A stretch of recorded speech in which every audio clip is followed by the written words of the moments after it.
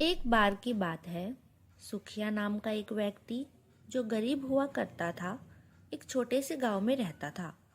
उसके पास कुछ खाने को व पहनने को अच्छे कपड़े नहीं थे। वह छोटे मोटे काम करके ही अपना गुजारा किया करता था। वह कभी कभी गांव वाले भी उसको कुछ खाने को दे दिया करते थे। गांव में एक बरगद का पेड़ था। सुखिया उसी पेड़ के नीचे बैठा रहता था।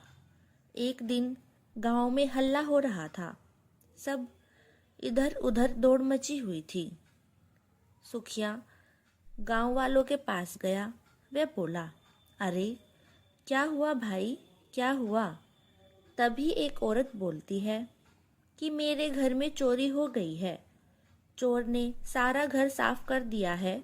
गहने पैसे सब लेकर भाग गए हैं। एक व्यक्ति बोलता है, परंतु ऐसा कौन कर सकता है? हमारे गांव में चोर कैसे आ सकता है? लगता है यह किसी गांव वाले का ही काम है।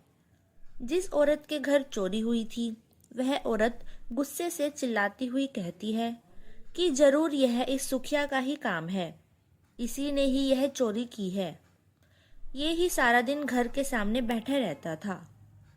सुखिया कहता है, नहीं नहीं, ऐसा मत कहो, मैंने कोई चोरी नहीं की है। मुझे इसके बारे में कुछ नहीं पता, मेरा यकीन करो।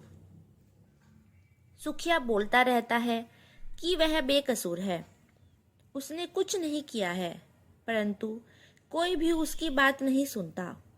वह सब गांव वाले सुखिया को धक्के मारकर गांव से निकाल देते हैं। सुखिया काफी दुखी होकर वहां से चला जाता है। सुखिया के गांव से जाने के बाद भी गांव में चोरी होती रही।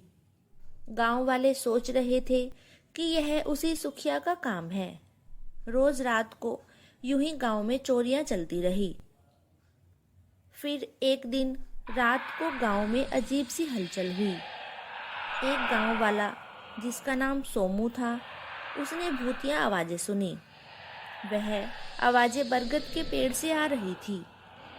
आवाज सुनकर वह सोमू वहां से भाग गया और सुबह यह घटना पूरे गांव वालों को बताई। किसी ने सोमू की बात का विश्वास नहीं किया, क्योंकि वह पेड़ काफी वर्षों से वहीं पर था। पहले ऐसी कोई घटना वहां नहीं हुई थी। सोमू ने भी सोचा शायद उसको वहम हुआ है।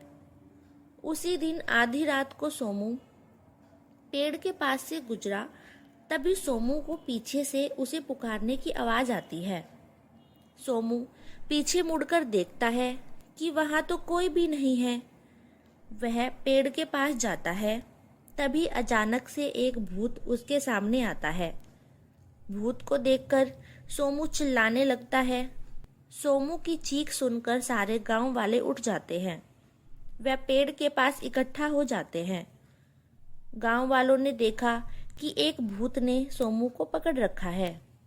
सब गांव वाले डर जाते हैं। भूत कहता है कि वह सोमू को छोड़ देगा अगर गांव में चोरी करने वाला आदमी सामने आकर सच बोल देता है, तो वह यहाँ से चला जाएगा, वरना वह सोमू व सारे गांव को मार डालेगा। सोमू डर जाता है और कहता है, उसे माफ कर दो, वह चोरी मैंने ही की थी। मैं ही आधी रात को घरों में जाकर चोरी करता था। वह भूत से कहता है कि वह उसे छोड़ दे, उसने सच बोल दिया है। सभी गांव वालों को सच्चाई का पता चल जाता है और तभी भूत बना आदमी अपना मुखौटा हटाता है।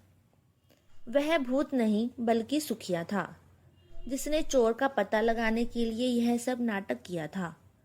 सभी गांव वाले सुखिया से माफी मांगते हैं कि उन्होंने सुखिया के साथ गलत किया था और इस तरह असली चोर का पता लगाया गया।